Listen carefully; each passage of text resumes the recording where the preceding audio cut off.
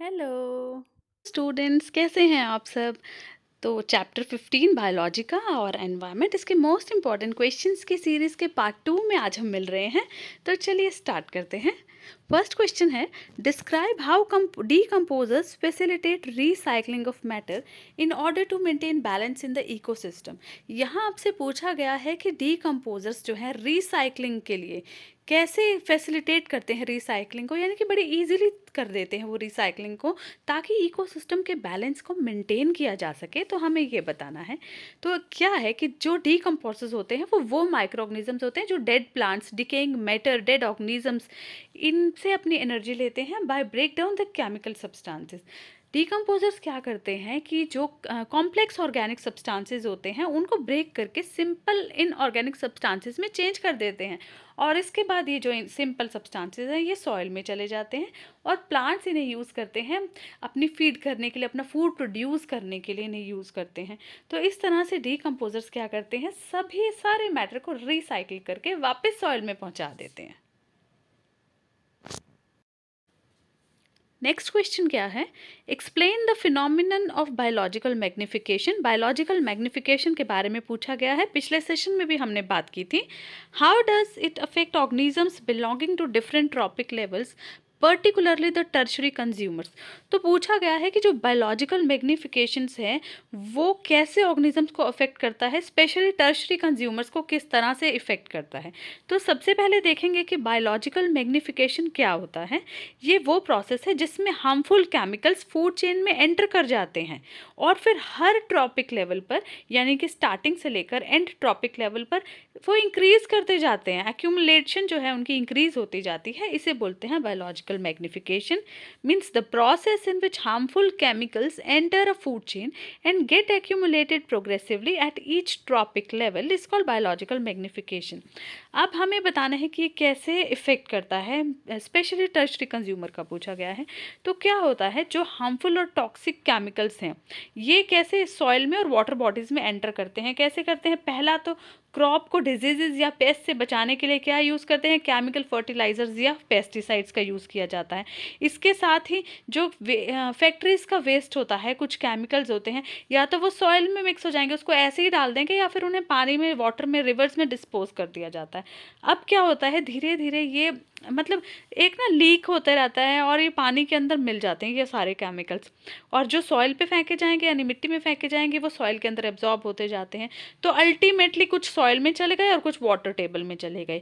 अब क्या हुआ, अगर तो प्लांट्स, जब वहाँ पर प्लांट्स आएंगे तो वो वही सॉइल से वाटर एब्जॉर्ब करेंगे और ये पेस्टिसाइड जो है उनके अंदर चल जाएंगे। और अगर हम रिवर्स की बात करें तो एक्वेटिक एनिमल्स जो रिवर्स में रहते हैं वो जब वो सब चीज़ें वो वाला पानी कंज्यूम करेंगे तो उनके अंदर भी ये सभी चीज़ें, पेस्टिसाइड्स जो हैं वो अंदर जाती जाएगी, एक्यूमुलेट होती जाएगी, और इस तरह से ये जो हार्मफुल केमिकल्स हैं फूड चेन में एंटर कर जाते हैं।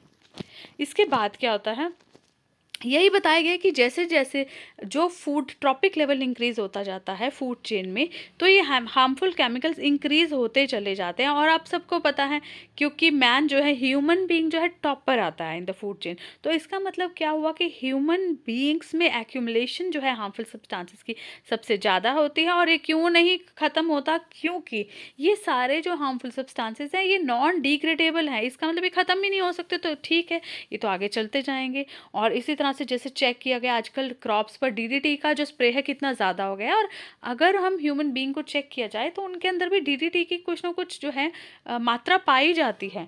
तो आप वीट लेते हैं, राइस लेते हैं, या आप सब्जियां लेने जाते हैं तो आपको सुना होगा, आपके पेरेंट्स भी बोलते हैं कि ये सब मसाले से पकी हुई हैं, दवाइयों से पकी हुई हैं ये वेजिटेबल्स, या ये फ्रूट्स पे इंजेक्शन लगा हुआ है, तो ये सब पेस्टिसाइड ही है जो फूड चेन के अंदर एंटर कर जाता है। अब जैसे यहाँ एग्जाम्पल में आपको क्या दिखाया गया है कि वाटर में देखिए कितना है ये एक्यूमुलेशन, 0.02 ppm। उसके बाद जब फाइटोप्लैंक्टन ने वाटर कंज्यूम किया तो आ गया 5.0 ppm। इसके बाद फिश ने फाइटोप्लैंक्टन से कंज्यूम किया तो आ गया 240 ppm। और अल्टीमेटली जब फिश को ह्यूमन बींग्स ने कंज्यूम किया तो देखिए ये 1600 ppm, यानी कि एक्यूमुलेशन का जो अमाउंट है ईच ट्रॉपिक लेवल पे इंक्रीज हो रहा है। और टर्शरी यानी कि लास्ट जो ट्रॉपिक लेवल है ह्यूमन बींग्स का, यहाँ तो कितना ज़्यादा हो रहा है। तो यही जो इफ़ेक्ट है ये हो रहा है बायोलॉजिकल मैग्निफिकेशन का, और टर्शरी कंज्यूमर पे तो बहुत ही बुरा वर्स्ट इफेक्ट हो रहा है। नेक्स्ट क्वेश्चन क्या है, damage to the ozone layer is a cause for concern, justify this statement. अब जो ओजोन लेयर डिप्लीट हुई जा रही है, डैमेज हुई जा रही है, वो कॉज फॉर कंसर्न क्यों है, हमें इसको ध्यान क्यों देना चाहिए, आपको ये बताना है, इस चीज़ को जस्टिफाई करना है और 2 स्टेप्स बताने हैं जिससे हम इस डैमेज को लिमिट कर सके, कम कर सके। अब ओजोन लेयर का काम क्या है, it prevent the harmful UV radiations to enter into the atmosphere, जो कि अर्थ सरफेस में आती हैं।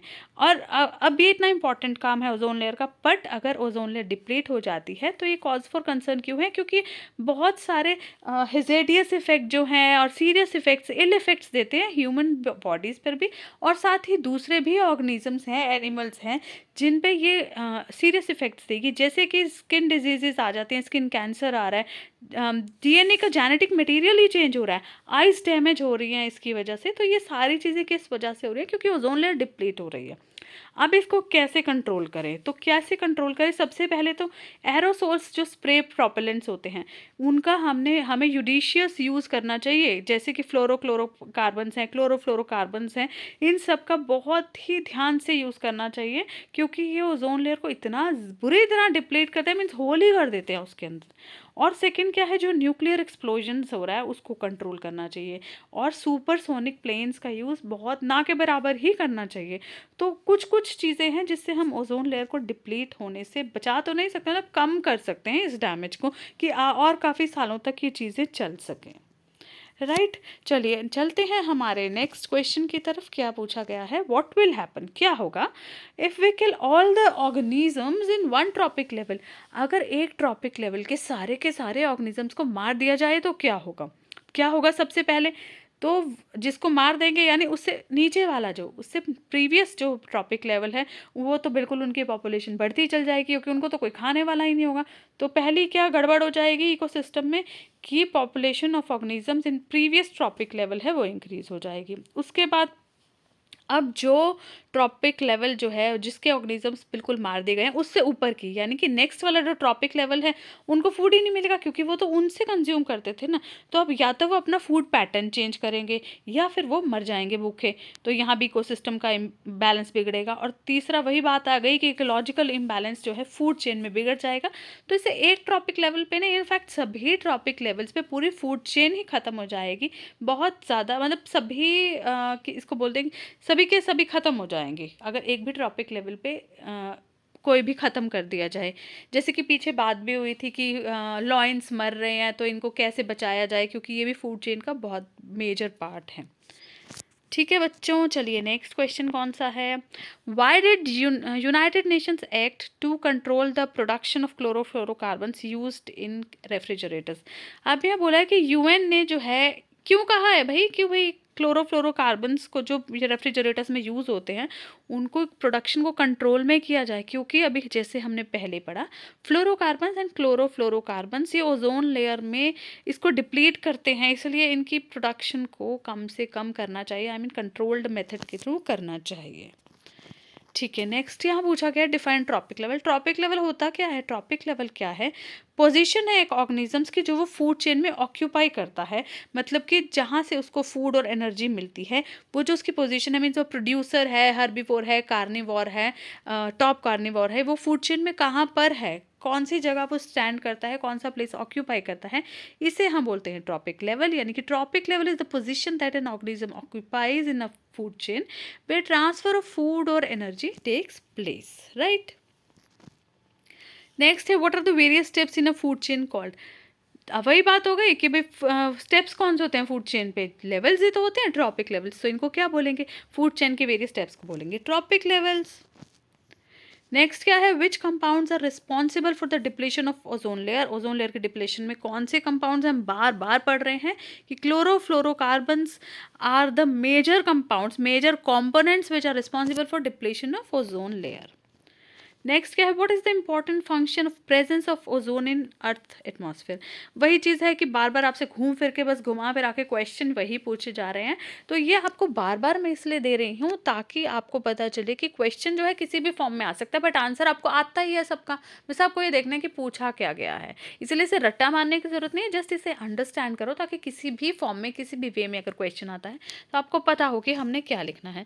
तो यहाँ आंसर पता है हमें, ओजोन का फंक्शन क्या है, it shields the surface of earth from ultraviolet radiations of the sun and prevent them entering into the sun, right. Next क्या है, give an example to illustrate that indiscriminate use of pesticides में result in degradation of the environment. अब क्या पूछा गया है कि आपको एग्जाम्पल से बताना है कि जो पेस्टिसाइड्स का यूज़ हो रहा है इनडिस्क्रिमिनेट, यानी कि अंधाधुंध जो यूज़ हो रहा है जिससे कि एनवायरनमेंट डिग्रेड हो रहा है, इसका एग्जाम्पल बताओ। अब ये एग्जाम्पल हम इतनी बार कर चुके हैं, पिछले सेशन में भी किया था कि जो क्रॉप फील्ड्स में पेस्टिसाइड्स यूज़ होते हैं, अब क्या होता है इरिगेशन के टाइम पे या रेन हुई या किसी भी तरह से जब ये पेस्टिसाइड वॉश डाउन होते हैं तो ये वाटर बॉडीज़ में मिल जाएंगे या फिर वहाँ सॉइल में मिल जाएंगे। अब वाटर बॉडीज़ एक्वेटिक प्लांट्स और एनिमल्स यूज़ करेंगे तो फूड चेन में आ गया ये, और अगर सॉइल में मिल जाता है और प्लांट्स अपना वहाँ से मिनरल्स और वाटर लेते हैं सॉइल से, तो उन प्लांट्स को फिर ह्यूमन बींग्स खाएंगे तो फिर लो जी आ गया फूड चेन में। तो इसका मतलब ये इस तरह से एनवायरनमेंट को डिग्रेड कर देते हैं। हाँ जी, नेक्स्ट क्वेश्चन है और लास्ट क्वेश्चन हमारे सेशन का, वो क्या है, why it is necessary to conserve our environment. Environment को कंजर्व करने की ज़रूरत ही क्या है, तो क्या ज़रूरत है, टू प्रिवेंट डिप्लीशन, ताकि नेचुरल रिसोर्सेज को डिप्लीट होने से बचाया जा सके, यानी कि नेचुरल रिसोर्सेज को प्रिजर्व करके रखा जाए और एनवायरमेंटल डैमेज को भी रोका जाए। क्यों रोकना ज़रूरी है, ताकि लाइफ सस्टेन कर सके। अगर नेचुरल रिसोर्सेज ख़त्म हो गए तो कोई भी बंदा, कोई भी फूड चेन, कोई भी ट्रॉपिक लेवल यहाँ नहीं टिक सकती। और सेम अगर एनवायरनमेंट डैमेज हो जाता है तो कितनी सारी प्रॉब्लम्स आ जाएंगी और धीरे धीरे सभी ट्रॉपिक लेवल्स जो है वो मरने लग जाएंगे। इसीलिए लाइफ को सस्टेन करने के लिए हमें एनवायरनमेंट को कंजर्व करने की ज़रूरत है। ठीक है बच्चे, चलिए अब नेक्स्ट सेशन में हम लोग मिलेंगे। अभी मेरा आज का वीडियो सेशन अच्छा हम लगे तो यही इसे ख़त्म लाइक एंड करते शेयर हैं। कीजिए, और जो मेरे चैनल को फर्स्ट टाइम विजिट कर रहे हैं मेरे चैनल को सब्सक्राइब कीजिए। Thank you.